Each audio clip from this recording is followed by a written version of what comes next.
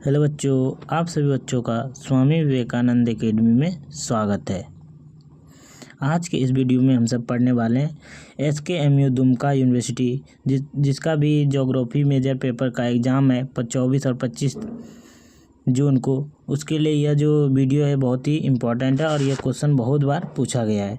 तो क्वेश्चन क्या है कि भौगोलिक विचारों के विकास में मात्रात्मक क्रांति के प्रभाव का मूल्यांकन कीजिए। परिचय देखते हैं। परिचय क्या है? परिचय है भूगोल का इतिहास विभिन्न विचारधाराओं और पद्धतियों के विकास से जुड़ा है। जो भूगोल है वह इतिहास में विभिन्न विचारधाराओं और पद्धतियों से जुड़ा है। 1950 और 1960 के दशक में भूगोल में मात्रात्मक क्रांति एक महत्वपूर्ण मोड़ था।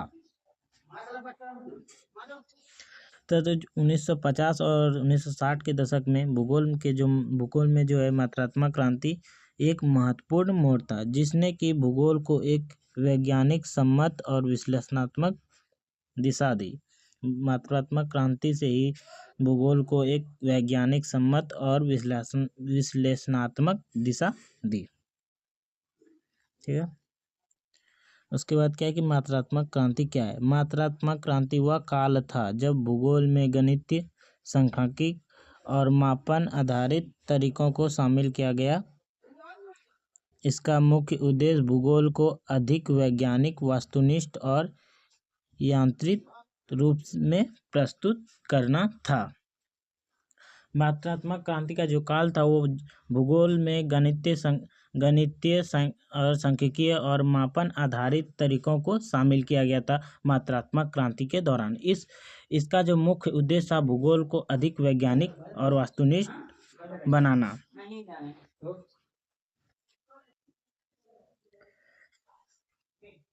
अब देखते हैं मात्रात्मक क्रांति का प्रभाव का मूल्यांकन। तो मात्रात्मक क्रांति के प्रभाव का मूल्यांकन क्या है? तो है कि पहला है पॉइंट है कि भूगोल का वैज्ञानिक स्वरूप। मात्रात्मक क्रांति का ये जो प्रभाव था क्या था? भूगोल का वैज्ञानिक स्वरूप बनाना। तो इस क्रांति ने भूगोल को एक तथ्य आधारित अनुशासन में बदल दिया। जो मात्रात्मक क्रांति जो है, मात्रात्मक क्रांति से भूगोल में एक तथ्य आधारित अनुशासन बदल दिया। शोध में पूर्व धारणाओं की बजाय डेटा संग्रहण और विश्लेषण पर जोर दिया गया। जो पहले चलता आ रहा था उसके बजाय डेटा संग्रहण और विश्लेषण पर जोर लगाने लगा। दूसरा क्या है? दूसरा प्रभाव है सांख्यिकीय उपकरणों का उपयोग। सांख्यिकीय उपकरणों का उपयोग जैसे कैलकुलेटर, रिग्रेशन, फैक्टर एनालिसिस जैसे आधुनिक सांख्यिकीय तरीकों का उपयोग बढ़ा। इसमें भौगोलिक घटनाओं को मापने और भविष्यवाणी करने की क्षमता बढ़ी।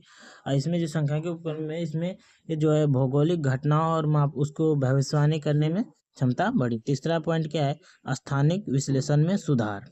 तो स्थानिक पैटर्न और नेटवर्क विश्लेषण में संभव हुआ। इसमें जो है सुधार हुआ। दूसरा है क्या है कि GIS ज्योग्राफिकल इंफॉर्मेशन सिस्टम और रिमोट सेंसिंग जैसे तकनीक विकासों की नींव पड़ी। अगला 4 पॉइंट है कि क्षेत्रीय भूगोल में सैद्धांतिक भूगोल की ओर बदलाव। ये पॉइंट है। उसके बाद इसका क्या है कि पारंपरिक वर्णनात्मक दृष्टिकोण की जगह सैद्धांतिक और मॉडल आधारित विश्लेषण को प्राथमिकता दी।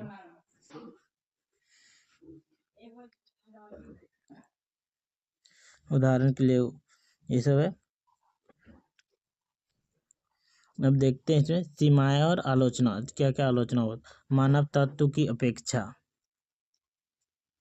पहले मात्रात्मक क्रांति में मानवीय भावनाओं और सामाजिक सांस्कृतिक पहलुओं को अनदेखा की गई थी। मात्रात्मक क्रांति में जो है मानवीय भावनाओं और सामाजिक सांस्कृतिक पहलुओं को अनदेखा किया गया था। भूगोल में स्थान की भावना और भावनात्मक ज्ञान की अपेक्षा की गई थी। और भूगोल में जो स्थान की भावना और अनुभवनात्मक ज्ञान की उपेक्षा की गई थी।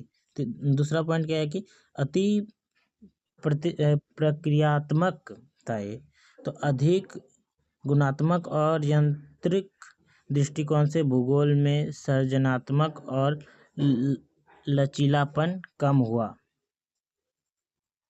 तीसरा है कि विकासशील देशों की अपेक्षा पश्चिम मॉडल अधिकतर विकसित देशों पर आधारित थे।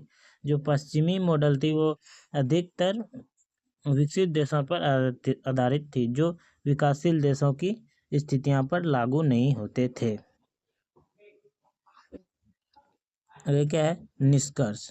मात्रात्मक क्रांति ने भूगोल को एक गंभीर विज्ञान के रूप में स्थापित करने में महत्वपूर्ण भूमिका निभाई। मात्रात्मक क्रांति जो उसने भूगोल को गंभीर रूप से स्थापित करने में महत्वपूर्ण भूमिका निभाई।